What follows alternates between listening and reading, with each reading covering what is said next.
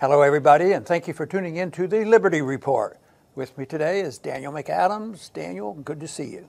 How are you this morning, Dr. Paul? I'm doing fine. Good. Let's talk about foreign policy. It's been almost a day now since we've been talking about foreign policy. But we consider foreign policy to be pretty important. Of course, the ultimate test is the size of our government and the money they spend. But foreign policy is involved in spending a lot of money, and from our viewpoint, not very much in a positive manner. But the money is being spent, trillions of dollars, hard to manage. Don't audit the Pentagon, just let it go on. But I wanted to go over, a general review of what we're doing. And yesterday, we tried to get excited, and we were positive because word got out that Trump had indicated that the stupidest thing they ever heard of in foreign policy was our invasion of Iraq. So this is good, and we were only lamenting the fact that we'd like to apply that policy to everybody around there. And then now the question is raised, and this was said in a secret meeting, a fundraiser, so it wasn't a public announcement, but the information got out, but he just, and he said this before in the campaign, that it was a stupid move on Bush's part to start the war against Iraq. But yesterday, we were pleased that he was, being critical of it. But today we get a report that NATO makes a statement on Iraq. And NATO said, we think we should be staying in Iraq. So what really does this mean? Does Iraq speak for us? I mean, does NATO speak for us? Do we control NATO? Where the money comes? Where are the troops? Does that have any meaning, or is it just participating, keep everybody off balance so nobody knows what they're doing? Yeah, this is something else that we got, antiwar.com. We got a lot of articles. Right. We wanted to do kind of a survey of areas where there's chaos. And so Jens Stoltenberg, who's the Secretary General of NATO, said, no, we're not going anywhere. We got a note from Abadi, the Prime Minister of Iraq. He's asked us to say, well, as we discussed recently, the Iraqi Parliament, actually, I think you discussed it in your column, the Iraqi Parliament voted that the U.S. should set a timetable for leaving. So who's who and what's what? The question of President Trump said, we pay the bills for places like NATO. We're going to have to call the shots. Well, who's calling the shots here? Yeah, the whole thing is when you look at all these areas where you are, and our conclusion really, or our suggestion in the title is, it's chaotic. Is it just because they do dumb things, like Trump indicated, dumb things in Iraq? Is it done on purpose, and who benefits from the chaos? It's hard to believe that it's just bad judgment. I used to like to say, it's just bad judgment. They're making a mistake, and give them an out. And others say, no, everything is deliberate. And there's probably some truth in between there someplace. It's probably stupidity and an ulterior motive, because obviously the neocons have ulterior motives for being involved and orchestrating all this. At the same time, the people continue to suffer in this chaos. So it's sort of a theme that I think is important, because there is an announced intent. If you look at what cultural Marxism is all about, they like chaos. Well, maybe some people believe, maybe neocons believe this, chaos in the Middle East might be an asset for rebuilding and remodeling the Middle East, just like World War I did it. Now it's time to have chaos and time to rebuild the Middle East. So it may well be purposeful chaos, and of course that to me would be much more evil than stupidity. Stupidity is bad, but when they have these ulterior motives that they're willing to start wars in order to rebuild a whole organization, and that brings up the subject, do you think that's what we're doing in Africa? We're just practically covering Africa with us being involved in so many countries there, and the American people aren't even aware of it. Yeah, take a President Trump, take a candidate Trump who was skeptical on the campaign trail about this overreach, about nation building, about all these things. So why do we have troops in 54 out of 58 African countries is a question. Why has he not said a thing about it? Why has he not explained why we're there?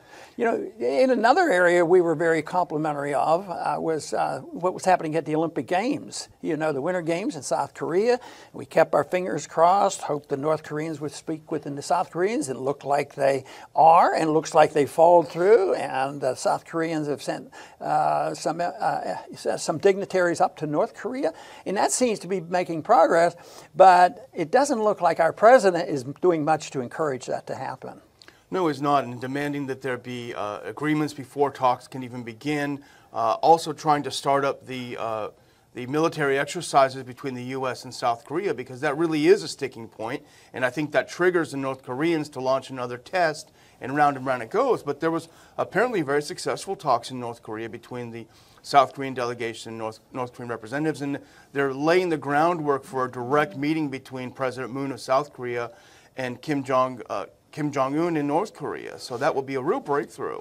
You know, and I see a contradiction in the policy, because Trump has been emphatic. You never tell the enemy what you're going to do, and don't even tell the American people what they plan to do or what country they're going to invade. At the same time, he's not bashful in talking about what he's going to do and what he's going to threaten them with, and he's throwing those threats out there constantly. So it's a mixed bag. If he's not telling the enemy what he's going to do, maybe he's fibbing with all these threats. And this comes up with another element of foreign policy, which is a mixture with economic policy, and that's trade policy on the tariffs. That's been big in the news, the consequence of tariffs being put on, and we did a program on that, and we of course came down strongly against the tariffs. But that mixes in because it does affect relationships with other countries, and it also makes one think about why do they use sanctions? You know, are sanctions there to really improve our benefits or to stir up trouble? So the economics of tariffs and sanctions is very much of a contributory factor to the chaos internationally. I don't think it helps anybody, to tell you the truth. And they are so interconnected. You think about, Trump said a few days ago, hey, I may put some tariffs on European cars, you know, and the Europeans had a panic attack. At the same time, Trump is desperately trying to get, especially the French and Germans, to get behind him in trying to abrogate the Iran the Iran nuclear treaty. So if he's on one hand, he's trying to get them on board with this, and then he slaps them in the face with tariffs. Talk about chaos. Yeah, and Trump throws back the threats. Somebody said, we're going to raise taxes on you. I'll tax you $1 trillion. And it just goes back and forth. But and the people really don't know what to think and what is going to happen. But it does rock the markets. You know, it's up and down. And of course, there's so much distortion and debt in the market. It's going to not take a whole lot to bring them crashing down. He's also not given up on Syria, Trump. That is, yeah. He's more threats against him. I think they're talking about using bombs. Of course, we bombed last year. You know, a lot of missiles we shot, and now he's shifting the emphasis. I don't think he's not as interested in ISIS. Not even pretend. Remember, he used to pretend we're there for ISIS. Of course, we were helping ISIS because ISIS was going to help us get rid of Assad. You know, the insanity of the whole thing. But he's talking now about more military threats in Syria. Well, two very bizarre things have happened in the past day or so with regard to Syria. The first is, as you had alluded to, the strategic pause, they call it. And it's actually, it's not funny, but it is sort of laughable, because the U.S. has this army of Kurds that it's using in eastern Syria. It says it's using to fight ISIS. But what happened is Turkey, you know, invaded Syria in the north, from the northwest, and so all the Kurds, the American proxies, went to fight Turkey, an American ally in NATO. So there goes our army. And the other thing, as you mentioned, is that Trump apparently told his military, hey, I need another plan to attack Syria. They're using all this gas everywhere. And that was the same excuse he used last April, was never proven. We've never seen any evidence. The idea that he's going to use a little chlorine gas, which is totally useless in warfare against his own people, is pretty absurd. There's no evidence, yet he still says he wants to draw plans for an attack. You know, we've been hoping that Trump would be more consistent on his critique of us going into Iraq. But one place where, unfortunately, he's been very consistent on is the policy with Iran. He wants to antagonize. He wants to undo that agreement. And most people worldwide see that that was a slight step in the right directions of keeping Iran from working on this nuclear weapon and having inspections. So that was considered a positive. The interesting thing that came out in this news, and I probably saw this on Anti-War, is the Iranians are flying American-made Tomcats, yeah,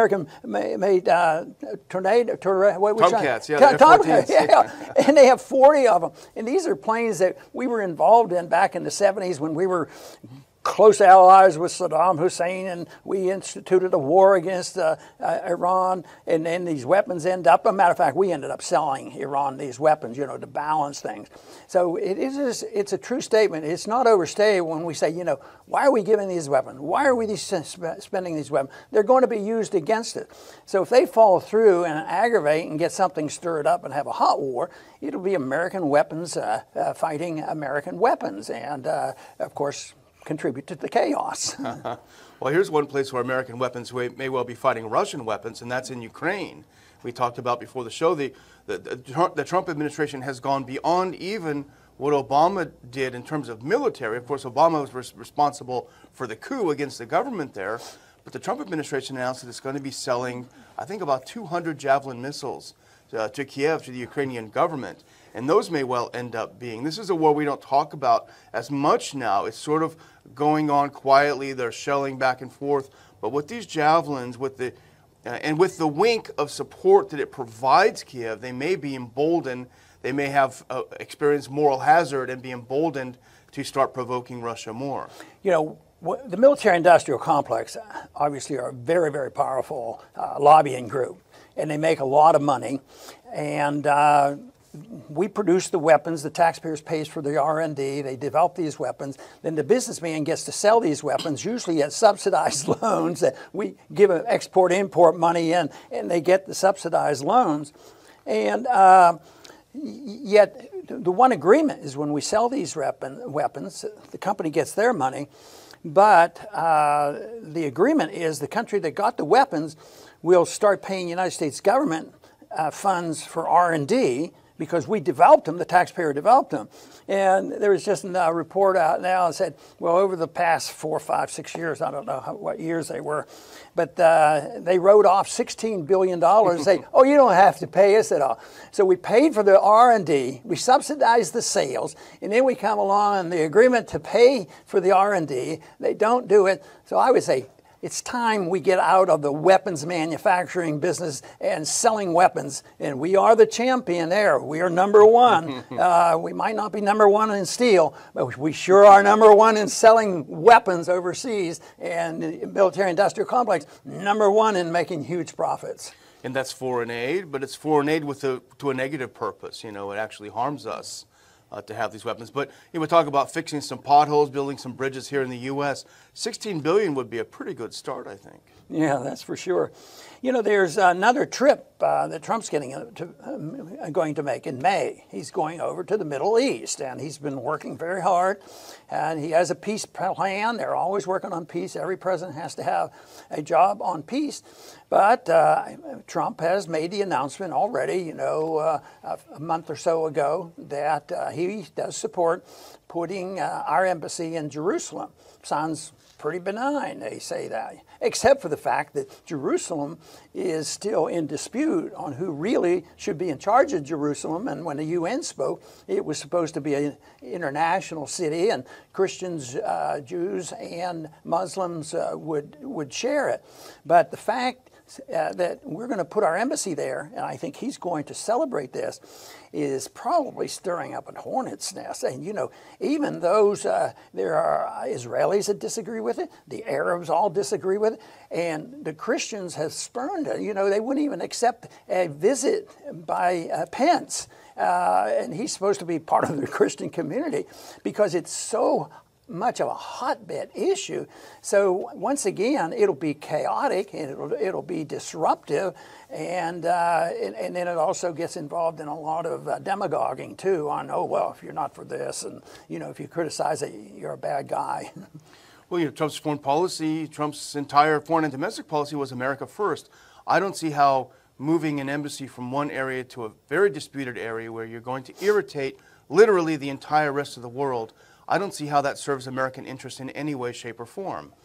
If we're talking about chaos and the chaos benefiting one group over another, you really can't separate this from cultural Marxism. Cultural Marxism seems to deal with trying to stir the real dissent on our college campuses and the ridiculous, social mores that they're trying to change, and it just looks terrible. But then when you have this type of chaos, which is international and military and trade and economics, all of a sudden they seem to maybe be meshing. So could it be that there are some people who will enjoy both? Certainly when the Cold War was going on, they didn't talk about cultural Marxism, they talked about economic Marxism. And that more or less was considered a failure, when the Soviet system collapsed. It doesn't work. But once again, though, we have this neocon type of foreign policy that may well have the same theory that the communists had. Not so much that they would be communists, but they're one-worlders. And when you have social chaos, stir up the animosity among races and wealth classes and just demagogue the issue, that then you wonder why we don't have a lot more problems in our country today, because there's certainly a lot of people aggravating. And can you imagine this, that people would actually spend money purposely doing this? And we've heard about people in cultural Marxism that some of these demonstrations, even on these gun demonstrations now, all of a sudden you see some young people out there that are holding up signs, and they're just following the line of these cultural Marxists that have a lot of money. Well, we're expected to believe that it's the Russians that are sowing discontent in our culture. Well, Dr. Paul, I want to end on a positive note, because I'm always about the good news. I have read recently that, and it hasn't been confirmed, but that the administration is seriously considering not only getting rid of democracy promotion, which leads to nothing but death and destruction, but also thinking about even defunding the National Endowment for Democracy, which is a hotbed of neocons. It's been headed by, believe it or not, a Trotskyite since the day it was founded in 1983. The guy's still clinging to power there. Defunding that would be one good move, and if you do that, Mr. President, we're going to have a show and we're going to praise you for doing it. No, and I think it's good to try to look for the positive, and this might be a backhanded type of a positive. But, corrections, whether it's in foreign policy or economic policies, are good. That's what they're for. They're to correct the mistakes. And I think a lot of the corrections are coming. And I think the seeds have been sown in this country with a lot of young people and a lot of people interested in the cause of liberty. And they know what economic system that we ought to have, and they know that we ought to be less involved overseas. But it is coming to an end. It's going to end because we won't be able to afford it. So people say, oh, this will be terrible, terrible. It's going to hurt the dollar and all these kind of things. Well, spending is the problem. Debt is the problem. And we have a bunch of people in Washington and a bunch of people with their hands out around the country, not only in the military-industrial complex, but in the welfare state, and they think it's going to be endless. What has to end, and the Soviet system ended in a way gracefully compared to what it could have been when we were considering a much different ending in the 1960s during the hot Cold War, that it ended with more grace than I ever dreamed. And that would happen. If it goes bankrupt, it's fine and dandy. It's not so bad. The only thing that really counts is that the American people ask a serious question: what should the role of government be? And if they come to the conclusion, which I and others have, the role of government ought to be very limited. That is what the founders described. It ought to be limited to the protection of liberty, which means that we would have free markets, sound money, personal civil liberties. We would have a non-interventionist foreign policy. Not very complex, but believe me, it would be a bold move toward peace and prosperity. And that is the reason that we should remain optimistic. I want to thank everybody for tuning in today to the Liberty Report. Please come back soon.